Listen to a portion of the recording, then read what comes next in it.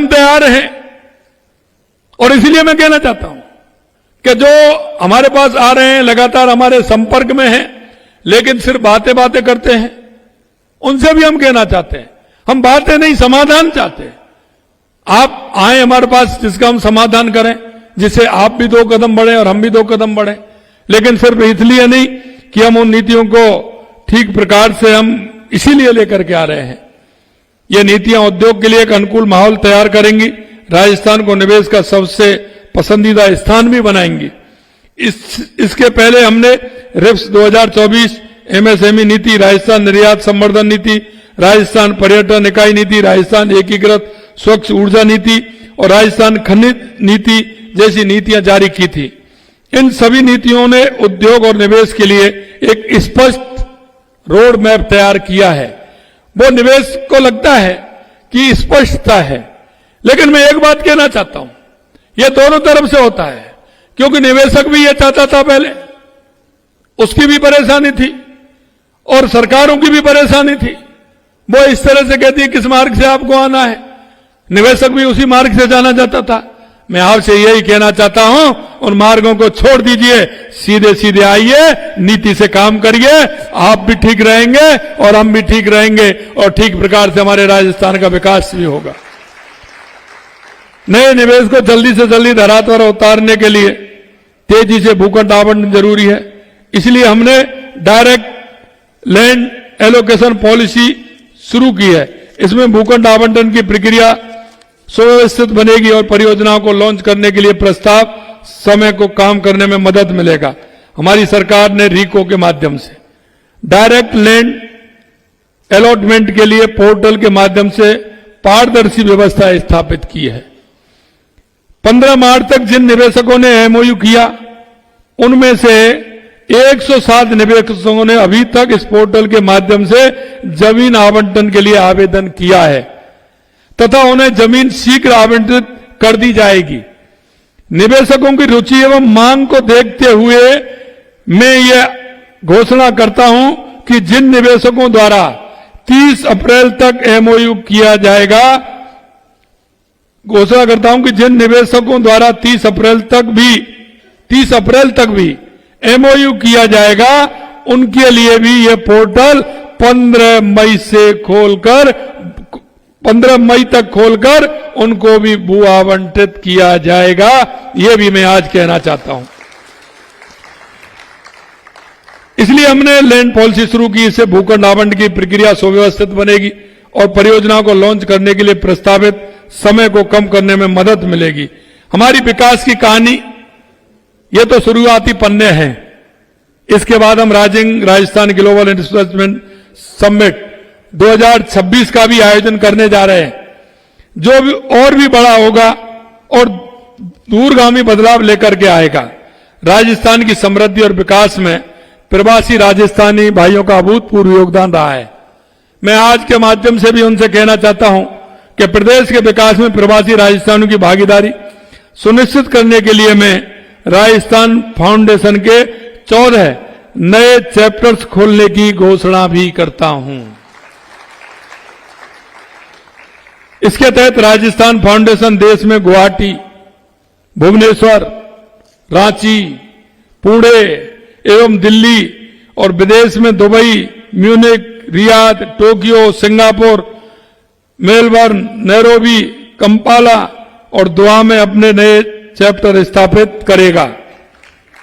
विकसित राजस्थान की प्रतिबद्धता को पूरा करने के लिए हम इस साल 11 और 12 दिसंबर को 2 दिवसीय पार्टनरशिप कॉन्क्लेव का आयोजन करने जा रहे हैं, जो सरकार, उद्योग और कारोबार जगत के बीच तालमेल को और सुदृढ़ बनाने में केंद्रित होगा। राजस्थान के औद्योगिक विकास के अगले अध्याय को आकार देने हेतु मैं सभी निवेशकों, साझेदारों और स्टेक होल्डर्सों को हमारे इस प्रयास में शामिल होने का आमंत्रण भी देता हूं, क्योंकि वो आए और आराम से आकर के वो अपना निवेश करें। हमारी सरकार उद्योग और निवेश के लिए सकारात्मक वातावरण बनाने के लिए हर संभव कदम उठा रही है। पानी की कमी को दूर करने के लिए हमने ईआरसीपी रामजल सेतु के रूप में धरातल पर उतारने का काम हाथ में लिया है। यमुना जल समझौता से शेखावाटी क्षेत्र में पानी की आपूर्ति का काम शुरू होने वाला है। यही नहीं, इंदिरा गांधी नहर के लिए भी हमने पिछले साल और अब मिलाकर के 3400 करोड़ रुपए हमने दिया है, जिससे कि वो ठीक प्रकार से उसका पानी बह हो सके और उसका आगे तक टेल तक पानी पहुंच सके। हमने उसी स्कीम में देवास स्कीम को लिया है, उसी स्कीम में माही और सोमकोमल बांध को लेकर के जवाई बांध का काम भी हमने काम में लिया है। मैं आपसे कहना चाहता हूं, हर क्षेत्र में हमारी सरकार काम करना चाहती है। इसके साथ ही आधारभूत ढांचे के विकास पर हमारा विशेष ध्यान है। हमने प्रदेश में 9 ग्रीनफील्ड एक्सप्रेसवे का निर्माण कर रहे हैं, जो हमारी कनेक्टिविटी को और मजबूत करेंगे। हमारी सरकार ने 18 नए औद्योगिक क्षेत्र स्थापित करने जा रही है। ये नए औद्योगिक क्षेत्रों को अलग अलग सेक्टर्स की जरूरतों को पूरा करने के हिसाब से डिजाइन किया गया है, ताकि राजस्थान को मैन्युफैक्चरिंग विनिर्माण क्षेत्र को पावर हाउस बनाया जा सके। अक्षय ऊर्जा के क्षेत्र में भी राजस्थान निवेश की असीम संभावनाओं से भरा है। यहां सौर और पवन ऊर्जा की प्रचुरता ने पूरी दुनिया के निवेशकों को ध्यान आकर्षित किया है और हम इस क्षेत्र में अग्रणी बनने की ओर बढ़ रहे हैं।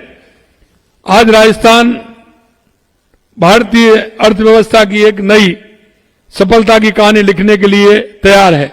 हमारी सरकार पारदर्शिता, सुशासन, नीतिगत सुधारों के माध्यम से राजस्थान को देश का सर्वश्रेष्ठ निवेश स्थल बनाने के लिए प्रतिबद्ध है। मेरा मानना है कि हम राजस्थान बदलाव का इंतजार नहीं करते, हम बदलाव लाते हैं। विकसित राजस्थान के सपने को साकार करने के लिए हम उद्योग, निवेशक और आम जनता के साथ मिलकर काम करते रहेंगे। अंत में मैं आप सभी से आह्वान करता हूं कि इस ऐतिहासिक यात्रा का हिस्सा बने। हम सबका साझा दायित्व है कि उद्योगपति निवेश लाएं, युवा अपनी प्रतिभा से राज्य को समृद्ध करें, किसान अपनी मेहनत से अन्न के भंडार भरें। हम सब मिलकर के एक ऐसे राजस्थान का निर्माण करें जो न केवल भारत का गौरव बने बल्कि विश्व में अपनी पहचान स्थापित करे। आइए हम सब मिलकर के इस राजस्थान दिवस के अवसर पर हम सब प्रेरणा लें कि हमारे राजस्थान को एक अग्रणी राजस्थान बनाएं, विकसित राजस्थान बनाएं। देश के यशस्वी प्रधानमंत्री नरेंद्र मोदी जी के नेतृत्व में जो उन्होंने संकल्प लिया है 2047 तक विकसित भारत बनाने का, उसमें राजस्थान अग्रणी बनकर विकसित राजस्थान बने। इस आशा और विश्वास के साथ हम सब मिलकर इस संकल्प को पूरा करें और राजस्थान को विकास की नई ऊंचाइयों पर ले जाएं। इतना ही मैं आपसे कहना चाहता हूं। अंत में एक बात जरूर मैं कहना चाहता हूं कि आप सभी लोगों का एक छोटा सा प्रयास इस राजस्थान की जनता के लिए बहुत बड़ा प्रयास होगा। हम राजस्थान की 8 करोड़ जनता के लिए काम करते हैं। मेरे भाई और बहनों, मैं आपसे इतना कहना चाहता हूं, कई बार हमारे मन में एक विचार आता है कि मेरे करने से क्या होगा। अरे आपके करने से नहीं, आपके मन की भाव और भावना भी अगर अच्छी होगी उससे ही बहुत बड़ा प्रभाव पड़ता है। इसलिए मैं कहना चाहता हूं, आपके मन का भाव भी होना चाहिए, आपके मन के विचार भी होना चाहिए, आपकी हमारी सोच भी होनी चाहिए। किसी से अगर हम बातचीत करते हैं तो हमारा नजरिया विकसित राजस्थान की तरफ जाए, उत्कृष्ट राजस्थान की तरफ जाए। अगर हम किसी से भी बात करें तो हम राजस्थान के अगर विकास की बात करेंगे तो लोगों के मन में विकास की अवधारणा बनेगी और विकास की जब अवधारणा बनती है, एक माहौल बनता है, तो निश्चित रूप से हमारे राजस्थान विकसित राजस्थान बनने के उस आगे आएगा और एक उत्कृष्ट राजस्थान बनेगा।